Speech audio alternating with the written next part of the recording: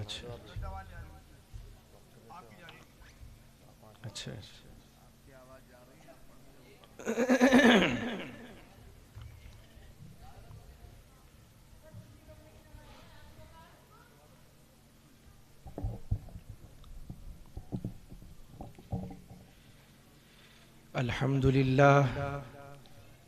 الحمد لله نحمده ونستعينه ونستغفره ونؤمن به ونتوكل عليه ونعوذ بالله من شرور أنفسنا ومن سيئات أعمالنا من يهده الله فلا مضل له ومن يضلل فلا هادي له ونشهد أن لا إله إلا الله وحده لا شريك له ونشهد أن سيدنا وسندنا وحبيبنا وإمامنا ومولانا محمدًا عبده ورسوله وصلى الله تعالى على خير خلقه محمد وعلى آله وأصحابه وأزواجه وذريته وبارك وسلم تسليما كثيرا أما بعد فأعوذ بالله من الشيطان الرجيم بسم الله الرحمن الرحيم والنجم إذا هوى ما ضل صاحبكم وما غوى وما ينطق عن الهوى إن هو إلا وحي يوحى علمه شديد القوى ذو مرة فاستوى وهو بالأفق الأعلى وقال الله تبارك وتعالى إنا أوحينا إليك كما أوحينا من قبلك إلى نوح والنبيين من بعده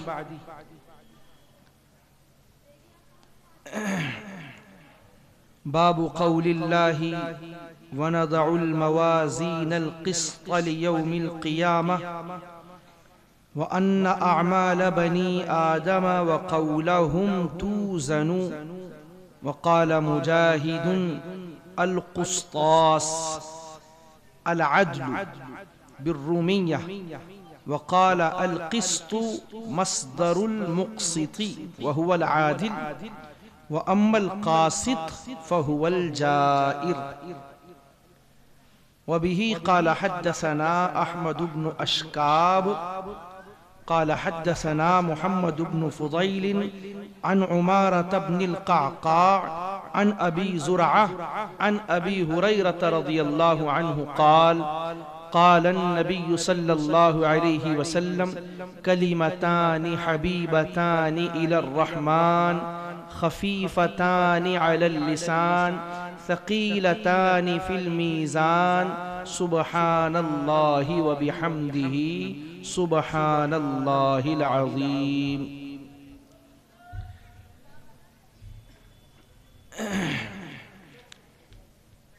حضرات گرامی،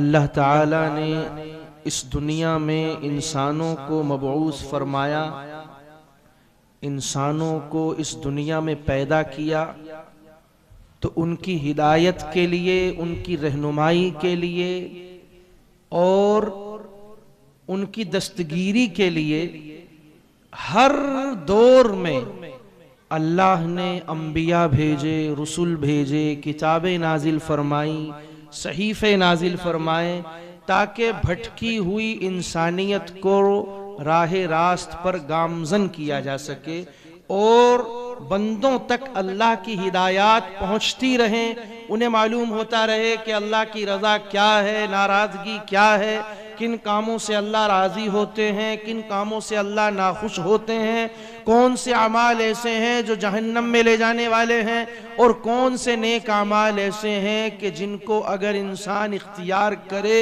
تو پھر وہ جنت کا مستحق بن جاتا ہے۔ یہ اللہ نے ہر دور میں سلسلہ رکھا۔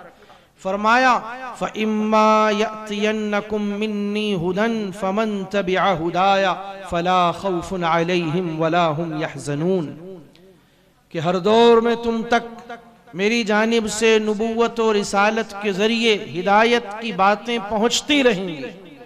ہدایت کی روشنی ہر دور میں، ہر طبقے میں، ہر علاقے میں، ہر خطے میں، ہر زبان میں، ہر زمان میں تم تک پہنچتی رہیں گی۔ جو کوئی بھی اس ہدایت کی پیروی کر لے، جو کوئی بھی اس ہدایت کو اختیار کر لے، جو کوئی بھی اس ہدایت پر عمل کر لے تو اس کے لیے کامیابی ہے۔ انہیں کوئی خوف نہیں، کوئی حزن نہیں، کوئی ملال نہیں۔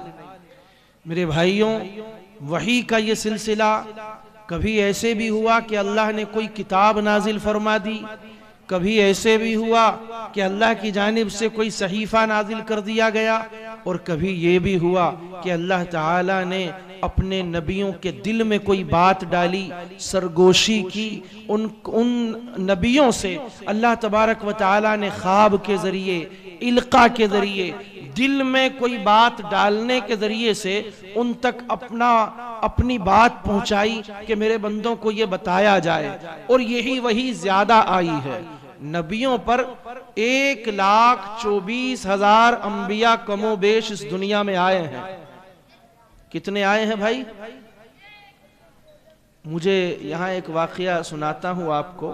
حضرت امام مالک رحمت اللہ علیہ بہت بڑے محدث ہیں، امام ہیں۔ جب حدیث کا درس دینے آیا کرتے تھے تو بہت زیادہ اہتمام کرتے تھے، خوشبو لگاتے تھے، اچھے سے اچھا لباس زیب تن فرماتے تھے، امامہ باندھتے تھے، اونچی جگہ پر بیٹھتے تھے، اونچی جگہ پر کتاب رکھتے تھے، اور باوضو ہو کر غسل کر کے تب جا کر ایک حدیث کا سبق پڑھایا کرتے تھے۔ اتنا زیادہ اہتمام۔ ایک مرتبہ یہ ہوا کہ حضرت امام مالک رحمت اللہ علیہ سبق پڑھا رہے ہیں، اور سبق پڑھاتے ہوئے آپ کے چہرے پر اچانک تکلیف کا اثر ظاہر ہوا۔ پڑھاتے پڑھاتے، حدیث کی تلاوت کرتے کرتے چہرے پہ ایک عجیب رنگ آیا، زردی کسی کیفیت، اور پورا وجود اس سے کانپ کر رہ گیا۔ آپ نے جیسے بہت بڑی تکلیف کو گوارا کیا۔ یہ مائک والے بھائی صاحب سے گزارش ہے انہیں اونچا تھوڑا سا اوپر کر دے، اسے اوپر مائک کو، بالکل لٹکا جا رہا ہے، گرا جا رہا ہے، تم نے سارا وزن ادھر کر دیا۔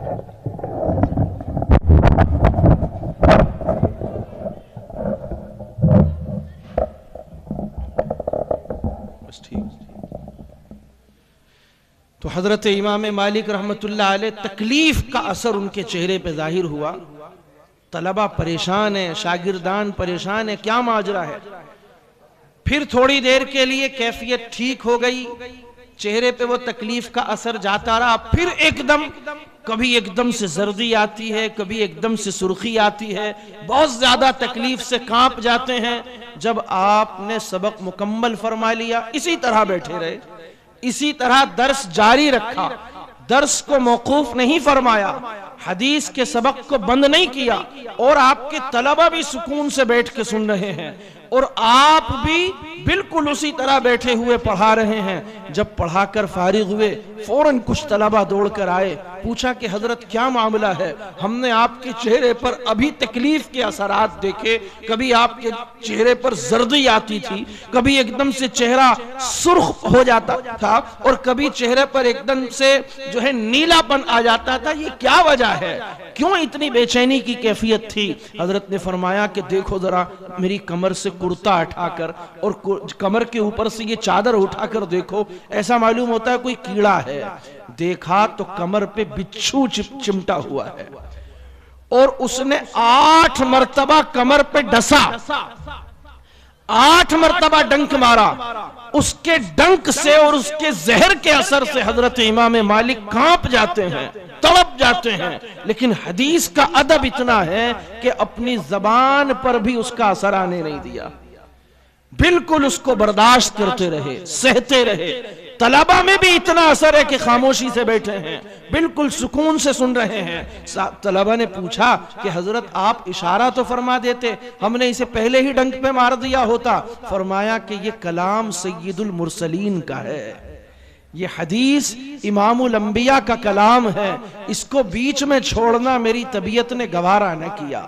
اس کے ادب کے خلاف میں نے سمجھا کہ میں کوئی نقل و حرکت کروں، میں اسے روک دوں، یا میں اس درد کی وجہ سے آہ کرا اپنی زبان سے ایسے اثرات ظاہر کروں، میرے دل نے گوارا نہیں کیا۔ میں نے اس سختی کو برداشت کیا کیونکہ یہ کلام سید المرسلین ہے۔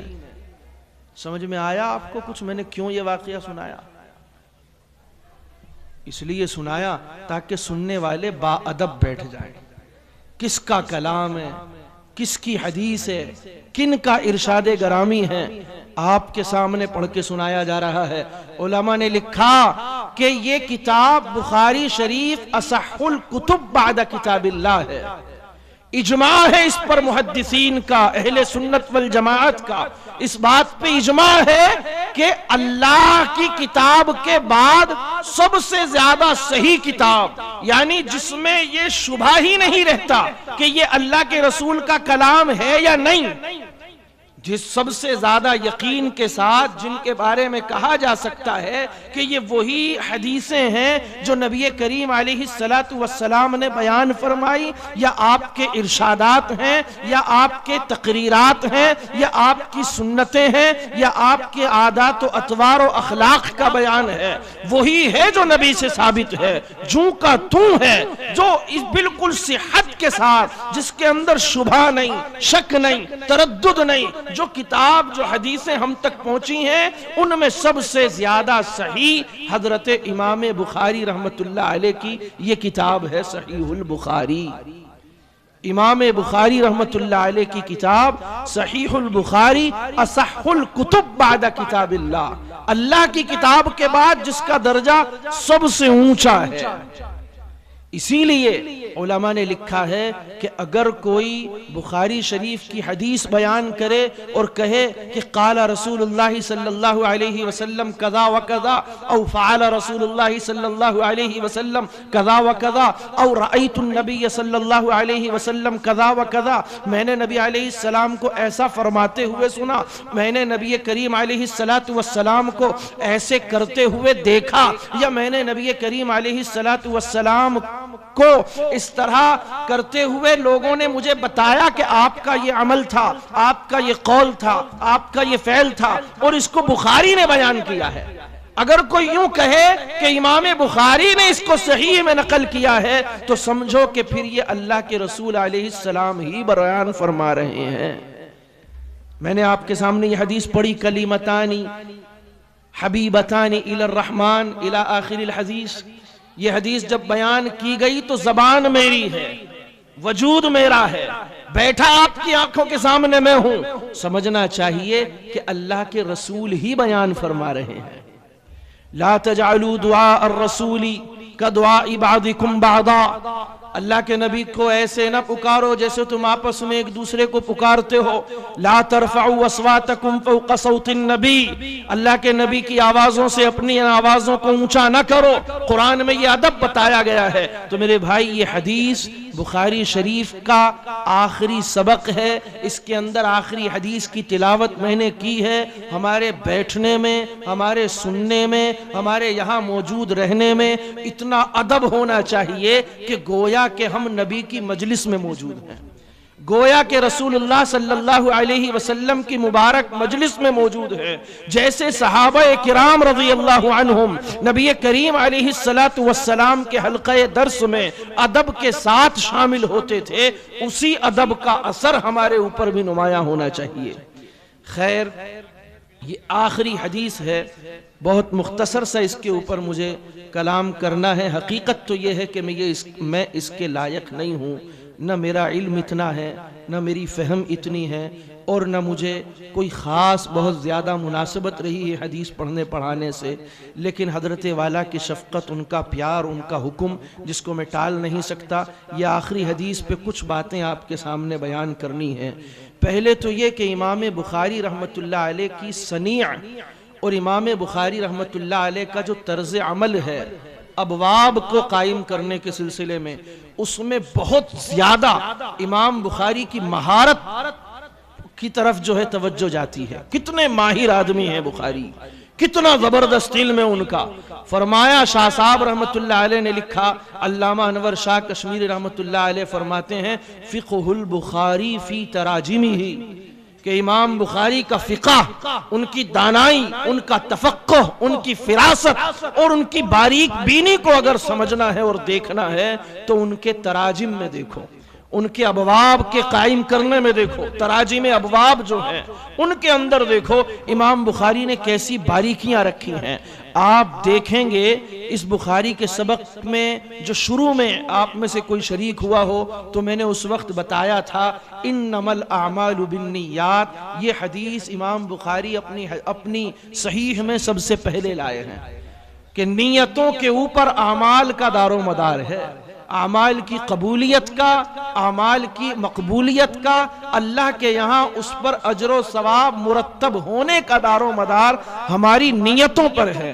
اگر نیتیں صالح ہیں تو اعمال بھی صالح ہیں، اگر نیتوں کے اندر کسی طرح کی کوئی کجی ہے، زیغ ہے، ٹیڑھ ہے، کہیں کسی طرح کی کمی ہے، نیتوں کے اندر کوئی فساد ہے تو وہ عمل بھی ضائع ہوتا رہتا ہے، عمل بھی تباہ ہو جاتا ہے. نیتوں کے اندر ریاء و نمود ہے، دکھلاوا ہے، تو نبی کریم صلی اللہ علیہ وسلم نے ارشاد فرمایا کہ جو کوئی من صلی یرائی او من صام یرائی فقد اشرکا، جو نماز پڑھے اور اس کی نیت میں دکھلاوا ہو، جو روزہ رکھے اور اس کی نیت میں دکھلاوا ہو، جو زکوٰۃ دے اور اس کی نیت میں دکھلاوا ہو، فقد اشرکا، تو وہ شرک کر چکا.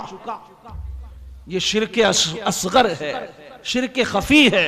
اس نے اللہ کے علاوہ کو اپنی نیت میں شامل کر لیا، اپنے اعمال کو تباہ کر لیا.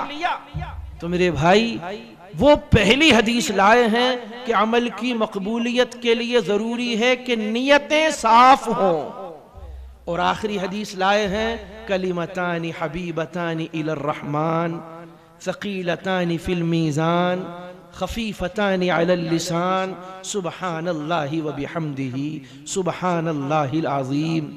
یہ آخری حدیث لائے ہیں کہ اللہ نے چھوٹے چھوٹے عمل پر اجر و ثواب کتنا رکھا ہے. اللہ کے یہاں اعمال تولے جائیں گے، ان پر اجر و ثواب دیا جائے گا. چھوٹے سے چھوٹا عمل جو دنیا میں ہمیں نظر آتا ہے، اللہ کے یہاں اس کا وزن کتنا زیادہ ہے، اس کی حیثیت کتنی زیادہ ہے، وہ اس حدیث کے اندر واضح فرمائی. تو معلوم ہوا کہ عمل کرتے وقت ایک تو نیت درست ہو اور دوسری بات کہ ثواب کی امید ہو. کیا ہے دوسری بات؟ بولتے رہیے. دوسری بات کیا ہے؟ ثواب کی امید ہو کہ اللہ اس پہ ہمیں ثواب عطا کرے گا. اور تیسری بات یہ ہے سبحان اللہ و بحمدہ، اس میں حمد کا تذکرہ اور اللہ کی عظمتوں کا تذکرہ رسول اللہ صلی اللہ علیہ وسلم نے فرمایا ہے. تو حدیث وہی لائے ہیں، یعنی عمل کے آخر پر، عمل سے فارغ ہونے کے بعد اللہ کا شکر ادا کیا جائے، اس کی تحمید کی جائے، اس کی تقدیس کی جائے، اس کی تعظیم و توقیر کو بیان کیا جائے، اور اس کی حمد و ثنا پر کسی بھی عمل کو ختم کیا جائے کہ اللہ تیرا شکر ہے، آپ ہی کی توفیق سے میں نماز پڑھ سکا، آپ ہی کی توفیق شامل حال رہی، آپ ہی کی توفیق شامل حال رہی تو میں نماز پڑھ سکا، صدقہ دے سکا، زکوٰۃ دے سکا، کوئی بھی عمل اسی لیے ہو سکا کہ آپ کی مدد رہی. تو اللہ کا شکر ادا کرے. یہ تین باتیں سمجھ میں آ گئی. اب اس میں بہت زیادہ تو مجھے عرض نہیں کرنا ہے، بچیوں کے لیے اس باب کا ترجمہ کر دیتا ہوں. باب قول اللہ وَنَدَعُ الْمَوَازِينَ الْقِسْطَ لِيَوْمِ الْقِيَامَةِ. یہ باب ہے اللہ تعالیٰ کے فرمان وَنَدَعُ الْمَوَازِينَ الْقِسْطَ لِيَوْمِ الْقِيَامَةِ کے بارے میں. ایک آیت قرآن کریم کی ہے، اسی کو جوں کا توں باب بنا دیا ہے حضرت امام بخاری نے، کہ ہم اللہ تبارک و تعالی ارشاد فرماتے ہیں کہ ہم میزان قائم فرمائیں گے.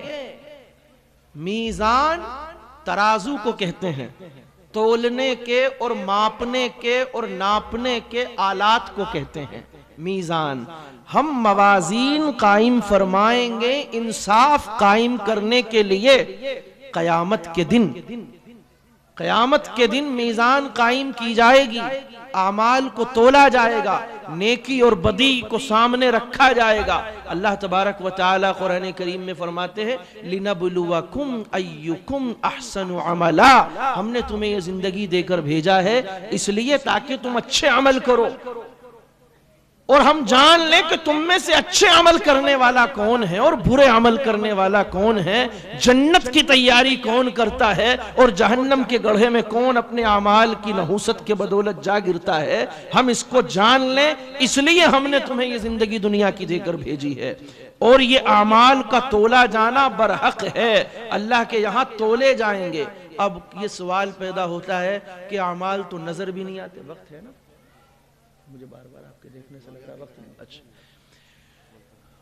وَنَضَعُ الْمَوَازِينَ الْقِسْطَ، سوال پیدا ہوتا ہے کہ یہ عمل جو ہم نے کیا، وضو کیا، وضو ایک عمل ہے، اب اس عمل کو کیسے تولا جائے گا، اس کے تولنے کی کیا شکل ہوگی، ان اعمال کے اجر و ثواب کو تولا جائے تو وہ بھی کوئی حصی چیز نہیں کہ اس کو تولا جا سکے، اور اعمال بھی کوئی حصی چیز نہیں کہ ان کو تولا جا سکے۔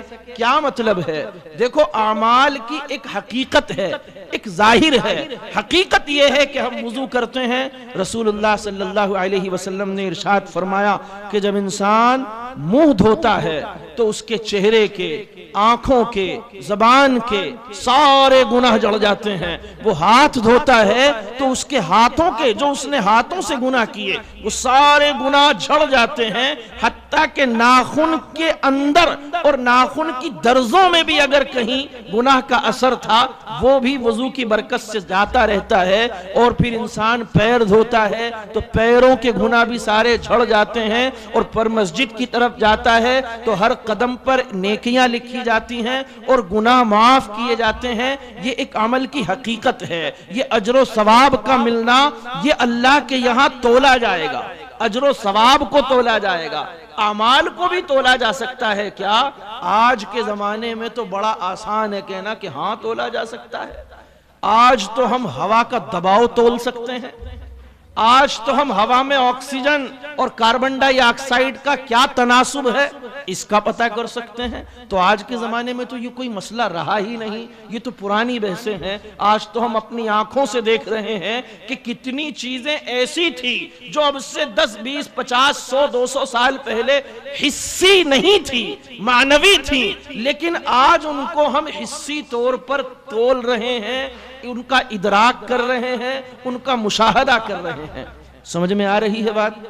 وَنَضَعُ الْمَوَازِينَ الْقِسْطَ لِيَوْمِ الْقِيَامَةِ وَأَنَّ أَعْمَالَ بَنِي آدَمَ وَقَوْلَهُمْ يُوزَنُ، اور یہ باب اس بارے میں ہے کہ بنی آدم کے اعمال اور ان کے افعال و اقوال سب کو تولا جائے گا، اللہ کے یہاں ان کا وزن کیا جائے گا۔ یہ زندگی ایسی ہی نہیں دے دی گئی ہے، ایسی ہی نہیں دے دی گئی ہے ان یترک سدا، یوں نہ سمجھو کہ ایسے ہی تمہیں چھوڑ دیا گیا ہے بے مہار بیل کی طرح، بلکہ اللہ کے یہاں جانا ہے، وہاں حساب دینا ہے۔ اما من خاف مقام ربہ ونہى النفس عن الہوى فإن الجنة ہی المأوى، جو کوئی اللہ کے سامنے کھڑے ہونے سے ڈر گیا، اسے یہ خیال آ گیا کہ اللہ کے سامنے جانا ہے، وہاں اعمال تولے جائیں گے، اعمال کا وزن کیا جائے گا، نیکی اور بدی کو دیکھا جائے گا۔ میں اللہ کا دیا کھا کر، اللہ کی دی ہوئی نعمتیں برت کر اور اسی کی نافرمانی کر کے گناہوں کا یہ گٹھر اپنے سر پہ لے کر کس طرح اللہ کی بارگاہ میں جاؤں گا، کیسے اس کی رحمتوں کا سامنا کروں گا؟ تو میرے بھائی، یہ دل کے اندر کیفیت پیدا کر لینی چاہیے، کیونکہ اعمال تولے جائیں گے۔ یہ بخاری، امام بخاری رحمت اللہ علیہ اس آخری باب کے ذریعے پیغام دینا چاہتے ہیں۔ وَنَضَعُ الْمَوَازِينَ الْقِسْطَ لِيَوْمِ الْقِيَامَةِ وَأَنَّ أَعْمَالَ بَنِي آدَمَ وَقَوْلَهُمْ يُوزَنُ۔ وقال مجاہد، یہ ایک صرفی تحقیق اور لغوی تحقیق فرما رہے ہیں کہ یہ لفظ قسطاس بھی ہے اور قسطاس بھی ہے، قاف کے ضمے اور قاف کے کسرے کے ساتھ دونوں طرح مستعمل ہے، قسطاس بھی اور قسطاس بھی۔ اس کے معنی آتے ہیں عدل۔ کیا معنی آتے ہیں؟ عدل، انصاف، مواسات، برابری، یہ اس کے معنی آتے ہیں۔ بالرومیہ فرماتے ہیں کہ حقیقت میں یہ لفظ قسطاس یا لفظ قسط یا لفظ قسطاس یہ جو آیا ہے عربی میں، یہ رومی زبان سے آیا ہے۔ حقیقت میں یہ رومی زبان کا لفظ ہے۔ وَيُقَالُ الْقِسْطُ مصدر المقسط، فرماتے ہیں کہ القسط بھی مستعمل ہوتا ہے اور یہ مصدر ہے مقسط کا، اور مقسط اقسط یقسط اقساط، اور قسط یہ مصدر ہے مقسط کا، اور مقسط اس میں فاعل ہے باب افعال سے، جس کے معنی آتے ہیں انصاف کرنے والا، عادل، انصاف کرنے والا، برابری کرنے والا، صاحب حق کو اس کا حق دینے والا، حق کو حق کی جگہ پر رکھنے والا، یہ معنی آتے ہیں مقسط کے، اور عربی میں اس کے لیے لفظ ہے عادل۔ وَأَمَّا الْقَاسِطِ، ہاں اگر اس کو مجرد سے مانا جائے، ایک تو مزید فی کا باب ہے میری بچیوں، ایک تو تم نے باب افعال پڑھا ہے کہ جس کے اندر وہ مزید فی سے آتا ہے، اور مجرد میں باب ہے قسطن جس میں ثلاثی مجرد 3 حروف ہوتے ہیں، تو اگر اس کو ثلاثی مجرد سے مانے تو اس وقت اس میں فاعل ہوگا قاسط، اور قاسط کے معنی ظالم کے ہیں۔ یہ عربی زبان کی خوبصورتی ہے، باب بدل جانے سے معنی بدل جاتے ہیں۔ اقساط باب افعال کا خاصہ ہے سلب ماخذ، سلب ماخذ، قاسط کے معنی میں ظلم ہے، ظالم کے معنی میں آتا ہے، لیکن جب پہنچا ہے باب افعال میں تو ظلم کے معنی سلب ہو گئے، اور ظلم ختم ہوا تو عدل بچتا ہے، عادل کے معنی میں ہے۔ وَبِهِ قَالَ حَدَّثَنَا احمد بن اشکاب، یہ امام بخاری رحمت اللہ علیہ کے استاد ہیں احمد ابن اشکاب۔ ان کے بارے میں مختصراً عرض یہ ہے کہ بخاری کے جتنے اساتذہ ہیں، جتنے محدثین سے امام بخاری نے حدیث کا علم حاصل کیا ہے، ان میں سب سے آخری یہ حضرت احمد ابن اشکاب رحمت اللہ علیہ ہیں، جو مصر کے رہنے والے ہیں۔ آخری استاد کی حدیث آخر میں نقل فرمائی تاکہ اشارہ ہو جائے کہ یہ میرے استاد اساتذہ کی فہرست میں سب سے آخر میں ہیں، ان سے میں نے علم سب سے آخر میں حاصل کیا ہے۔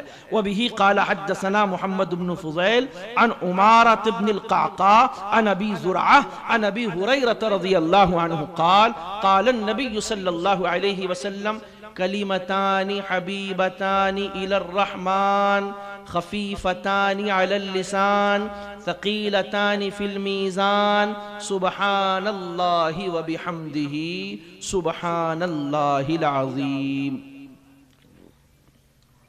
ترجمہ سماعت کر لیں۔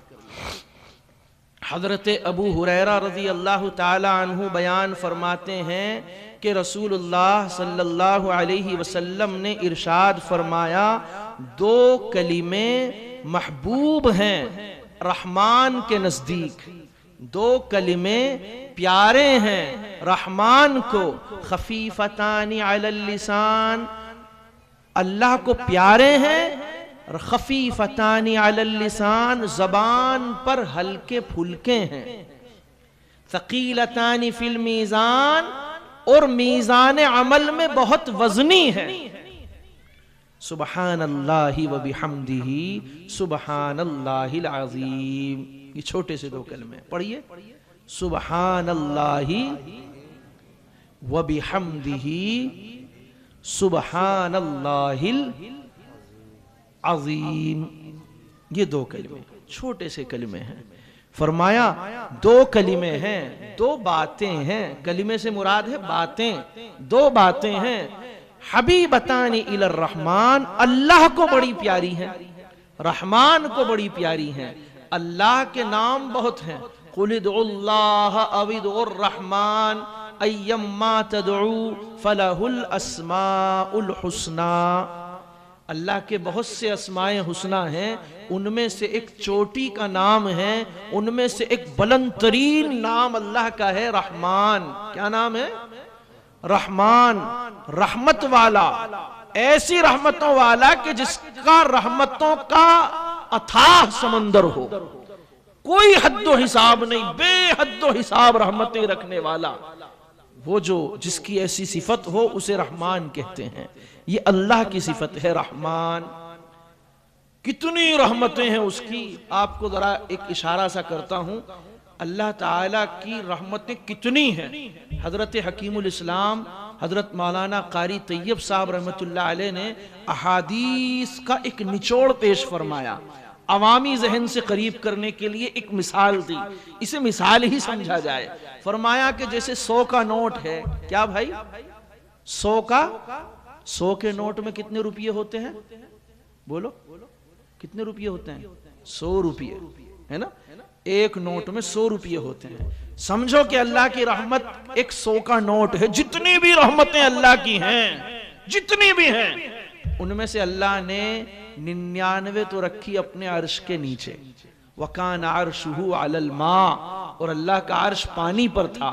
عرش کے نیچے رکھی ہیں. یہ عرش جیسے یہ اسٹیج دیکھ رہے ہو نا, اس کے اوپر کرسی ہے. اللہ کا عرش, اس کے اوپر کرسی, اس پہ اللہ مستوی. اس کی کیفیت, اس کی ہیئت, اس کی حقیقت ہم نہیں جان سکتے. ایسا عرش نہیں تھا. ایسا نہیں کہ اس کے اوپر نیچے کچھ ہو, دائیں بائیں کچھ ہو. اللہ تعالی جہات سے پاک ہیں. سبحان اللہ, سبحان اللہ. اللہ پاک ہیں. لیس کمثلہ شیء, مخلوق والی کوئی بات اس میں نہیں پائی جاتی ہے. اس جیسا کچھ بھی نہیں ہے, اس جیسا کچھ بھی نہیں ہے. ہم دیکھنے میں آنکھوں کے محتاج ہیں. اللہ دیکھتا ہے لیکن اسے آنکھوں کی ضرورت نہیں. ہم دیکھتے ادھر ہیں, ادھر کا ہمیں کچھ نہیں پتا, ادھر کا کچھ نہیں پتا. اللہ ہر طرف دیکھتا ہے, ہر چیز کو دیکھتا ہے, ہر وقت دیکھتا ہے, ہر لمحہ دیکھتا ہے. ساری کائنات کا علم ایک ہی لمحے میں اول سے آخر تک اس کے پاس ہے. سمجھ گئے؟ کیوں؟ اس لیے کہ لیس کمثلہ شیء, اس جیسی کوئی شے نہیں, اس جیسا کچھ بھی نہیں. سبحان اللہ. اس لیے کہ وہ پاک ہے ان تمام باتوں سے جن کی مخلوق کو ضرورت ہوتی ہے, مخلوق کی جن کو احتیاج ہوتی ہے. اللہ ان سے پاک ہے, بے نیاز ہے. اللہ الصمد. تو اللہ کی رحمت کتنا میں نے بتایا, 99 حصے اللہ نے اپنے عرش کے نیچے رکھے. مختصراً عرض کر رہا ہوں مثال کو. اب کتنا بچا؟ 100 میں سے 99 یہاں رکھے تو کتنے بچے بولو؟ 1 روپیہ. 1 روپیے میں کتنے پیسے؟ کتنے پیسے؟ 100 پیسے.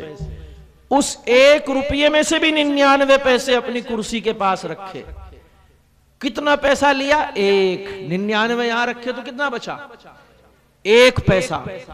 1 پیسے میں تمام جاندار مخلوق, جب سے دنیا کا آغاز ہوا اور جب تک دنیا رہے گی, آخری جاندار تک جتنی بھی رحمتیں ہیں, رحمتوں کے جذبات ہے, محبت ہے, الفت ہے, لینت ہے, رأفت ہے, پیار ہے, شفقت ہے, لگاؤ ہے, یہ جتنے بھی جذبات انسانی دل میں یا جانوروں میں یا چرندوں میں, درندوں میں, پرندوں میں, ان مخلوقات میں جو یہ محبت کے جذبات نظر آتے ہیں, وہ سب کے سب جب سے دنیا کا پہلا جاندار بنا اور جب تک آخر ہوگا اس دنیا کا, ساری مخلوق اس 1 پیسے میں ہے.